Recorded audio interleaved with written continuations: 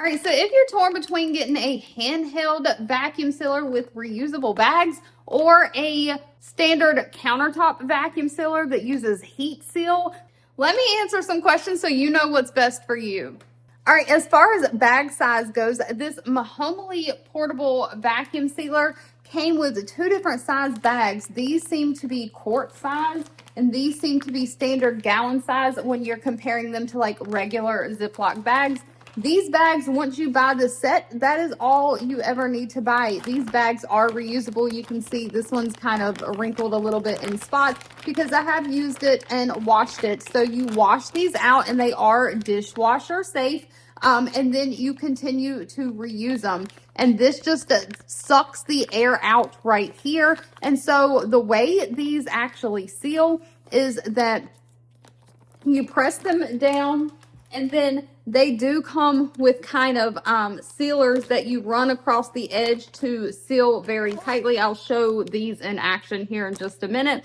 And then of course you just vacuum seal the air out of it. The thing about these bags is because they are reusable, they're a little bit thicker. They are microwave safe as well. So you can open them to vent them. And then if you've got like broccoli or something in here, you can microwave and steam your food straight in the bag. But you do kind of have to work within the bag sizes that you have. Now with a standard countertop, the bag sizes themselves, you can buy pre-made bags in different sizes, or you can buy rolls, which means you can make the bag as long and fit as much as you need into. I have some that's actually wider than this too. So whatever width you buy your bags, you can make them as big as you want to. And so that is the thing, but these are not reusable. So you have to keep buying bags with this standard tabletop machine.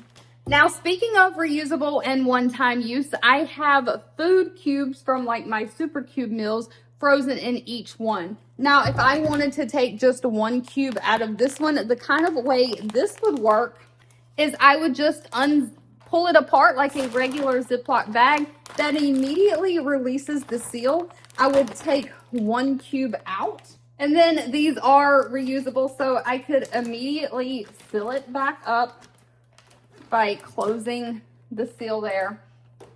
And of course, this, when it's charged, does like seal, I think, 1,000 bags before you've got to have it recharged. Now, both of these machines auto stop when they seal, but then I would just reseal this bag up.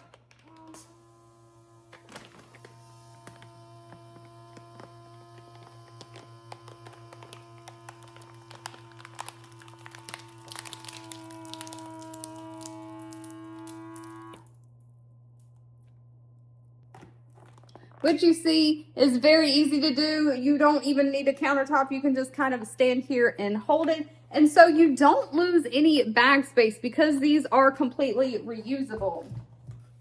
Now on the flip side with the countertop machine though, it seals, you've got a little space up top. It's wastes a little bit of bag. It does a heat seal, but it does it not at the very top. So you have to actually, if you want to get something out of this bag, the only way to open this is to actually cut it right under that heat seal.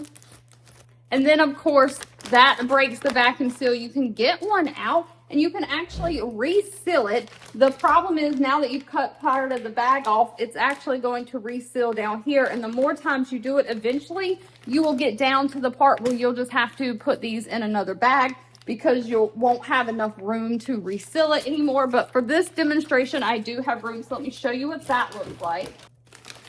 So on the countertop machine, it does have a little ledge that you put your bag in.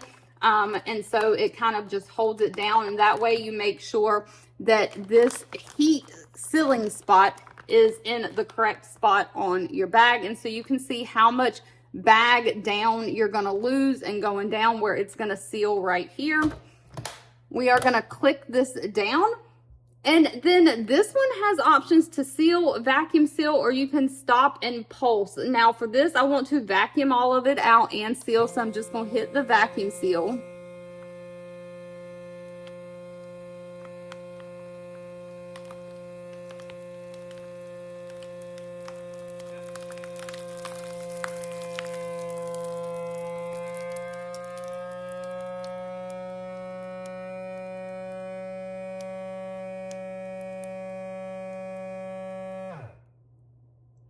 And you see it will stop when it's done. So both of them do have the auto stop feature, and then you can release it and take your seal out.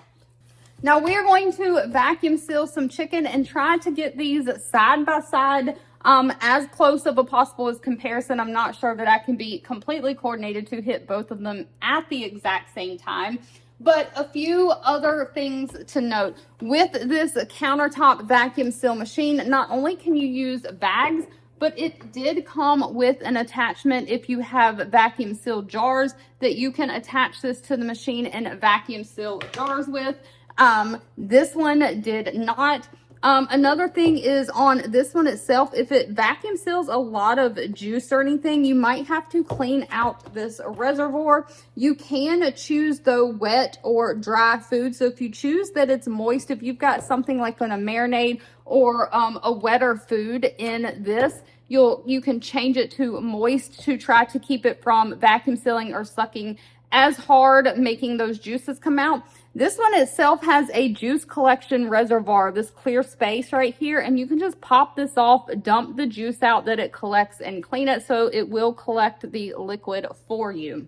Now on the disposable kind of bags versus the reusable bags, I like to label my food, like the date that I froze it and vacuum sealed it and things like that, and like what it is. And so on the disposable bags, since like once I take the food out of it and use it or whatever, I'm not going to reuse these bags, I'm going to throw them away. You can write on these with a Sharpie, because these are reusable and will have different food in them over time after you kind of wash and dry them. I would not permanently write on these with a Sharpie. One workaround though is to use some masking tape, labels, or kitchen tape that will easily peel off, and just kind of label it that way.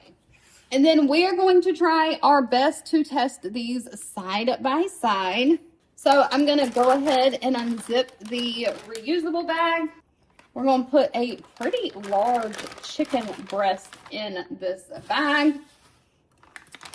And then to kind of prep this one, we are going to kind of click down on that like regular Ziploc seal thing. And then of course we have to take our sealer strip and run it across the bag. Now I like to do it twice just to be on the safe side, make sure it's sealed. And then this bag is ready to be vacuum sealed.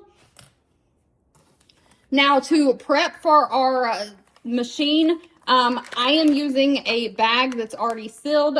This machine does have, for the rolls, when you want to measure out your own bags, it does have a slider, like paper cutter thing on it. So let me show you. If I wanted like my bag to be this size, I would just hold it there and I could just slide it and cut the bag. Now the thing with these rolls is it is open on both ends. So you would put one end in and just hit the seal option. That's just going to seal it without vacuuming. And then you essentially end up with the same as a pre-made bag where you have one end sealed, one end open. So again, with this one, our prep for this one is we just have to drop our chicken breast in the bag. That is it.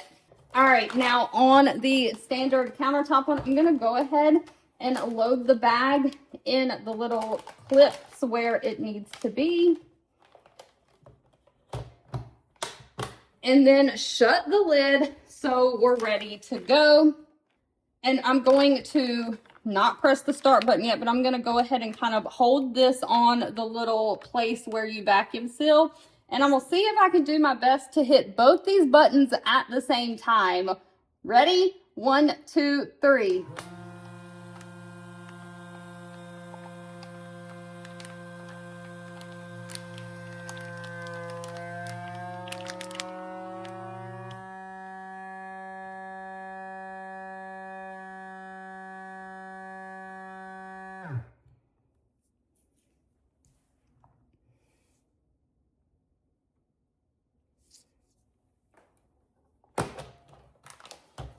All right, and you can see as far as sucking the air out and vacuum sealing, both of them did a fabulous job. And as far as the vacuum seal itself of sucking the air out, both of them went at almost the exact same speed. I really couldn't tell a difference. Now, they both have the auto shut off, so they stop completely when they're done. You don't have to stop it or anything. The only difference is because this one is already sealed. It is just vacuum sealing. It is going to be completely done before the countertop version is, because you hear when it stops like and humming, it's done vacuum sealing, but then it still is processing, because then it's applying heat to heat meld and seal this bag together. So this one does take just a few seconds longer because of that fact. Now, these are both fabulous vacuum sealers that get the job done.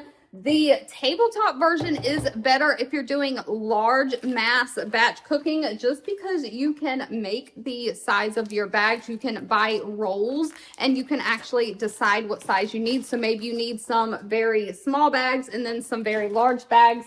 You can custom make your bag size. But for everyday use, if you're just vacuum sealing meat, or if you're just vacuum sealing small amounts of food like meal prep, then the reusable bags might be the way to go, because you don't have to keep buying bags.